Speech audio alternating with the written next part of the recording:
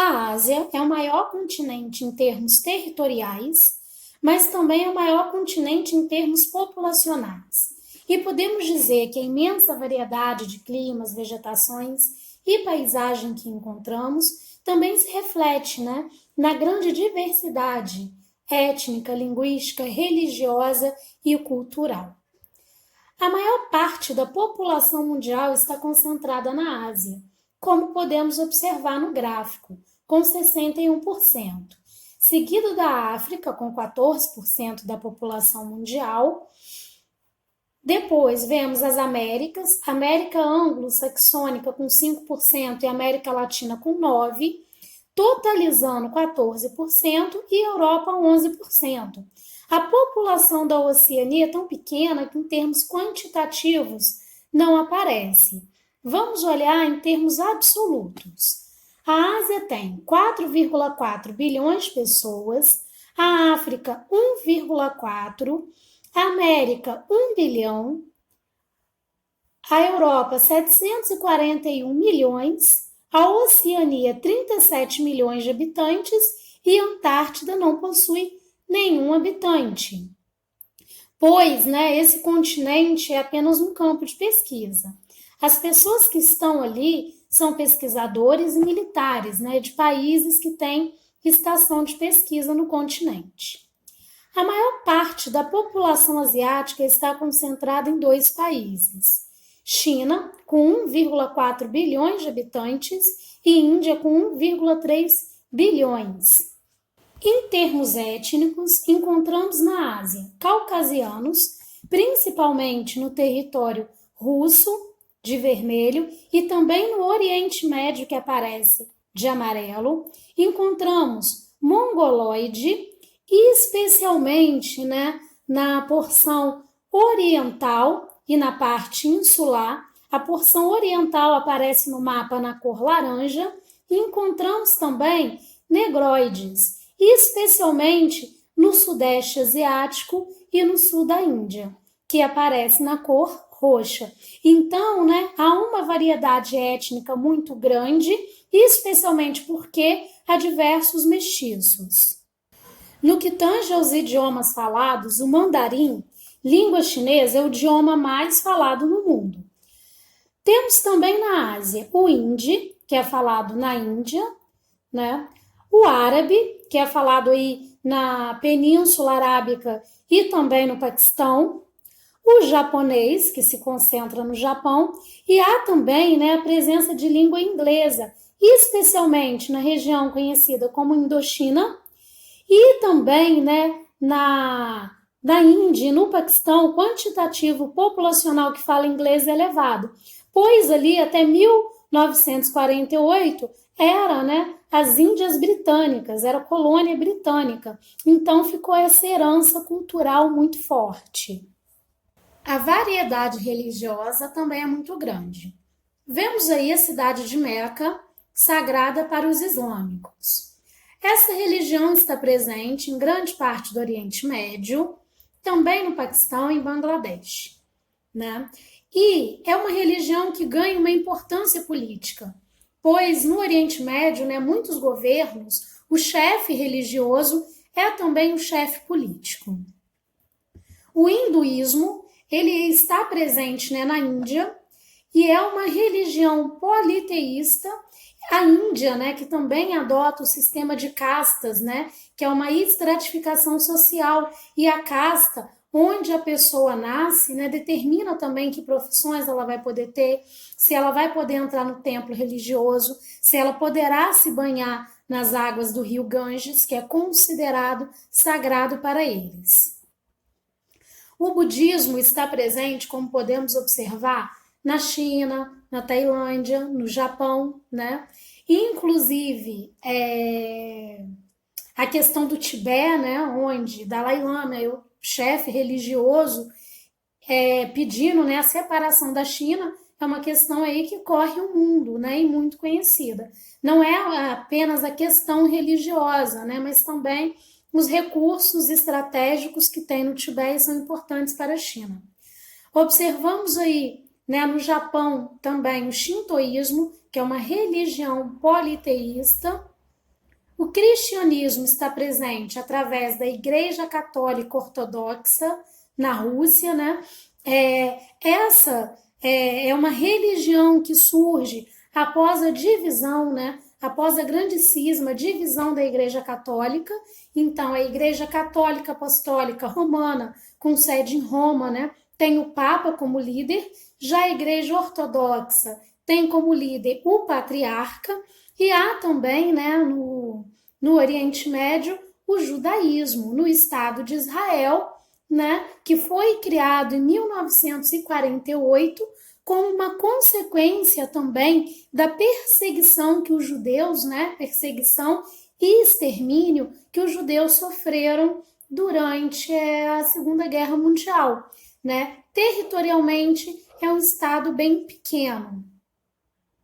Observamos grandes contrastes na paisagem, áreas com precariedade de infraestruturas, áreas, né, favelas com falta de saneamento básico, água potável, luz, e em compensação algumas áreas muito desenvolvidas e bem estruturadas.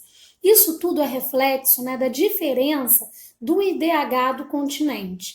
Como nós já estudamos, o IDH ele avalia renda, saúde e educação. Quanto mais próximo do 1, melhor será o IDH. E na Ásia tem 2 países que têm o IDH superior a 0,84, Japão e Coreia do Sul. Em compensação, temos países, né, que têm IDH considerado baixo, como é o caso, por exemplo, do Paquistão, de Bangladesh, né? Podemos observar aí no mapa o contraste, né, do IDH no continente, que expressa o contraste da qualidade de vida.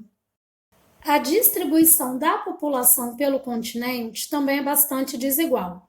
Como podemos observar no mapa, em amarelo, temos áreas com menos de 1 habitante por quilômetro quadrado, que são definidas como vazio demográfico. E em muitas áreas, né, há mais de 100 habitantes por quilômetro quadrado. Assim, a densidade demográfica varia muito.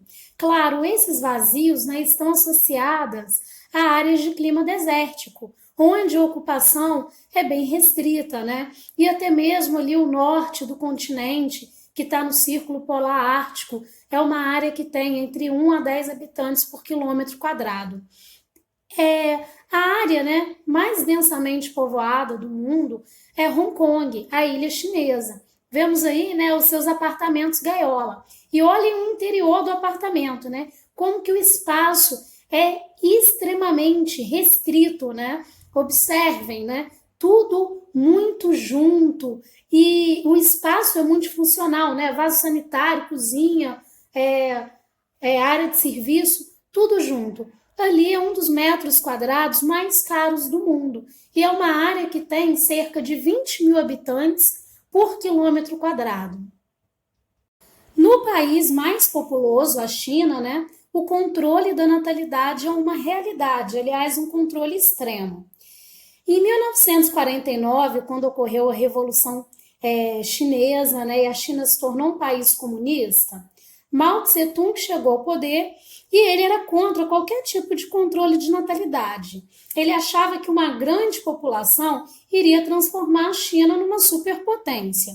Quando foi nos anos 50, né, a escassez de alimento e o alto índice de natalidade levaram, né, o governo, né, e a população a começar a se preocupar com a natalidade.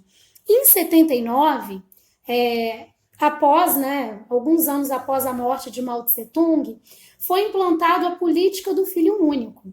Né? Segundo essa política, cada casal poderia ter apenas um filho. Essa política evitou mais de 400 milhões de nascimentos. Haviam exceções também. Minorias poderiam ter mais de um filho, né, as minorias étnicas.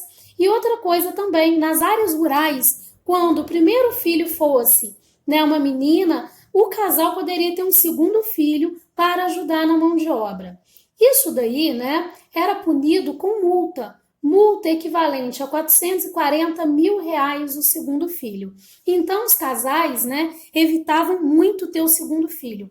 Outra coisa que acontecia com muita frequência né, é que, como pela cultura chinesa cabe ao filho homem cuidar, né, dos pais, muitas mulheres, ao descobrirem-se grávida, né, de meninas, realizavam abortos, mas em fase avançada da gravidez, né? Então isso daí foi extremamente problemático, causou, né, a infertilidade de várias mulheres.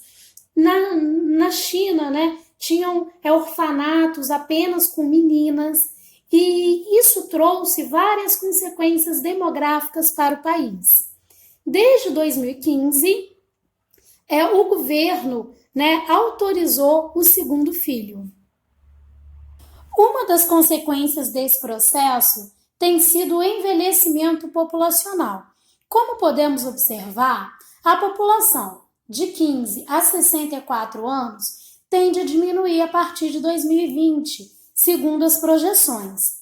Ao passo que a população com mais de 60, mais de 65 anos e até mesmo a população com mais de 80 tende a aumentar.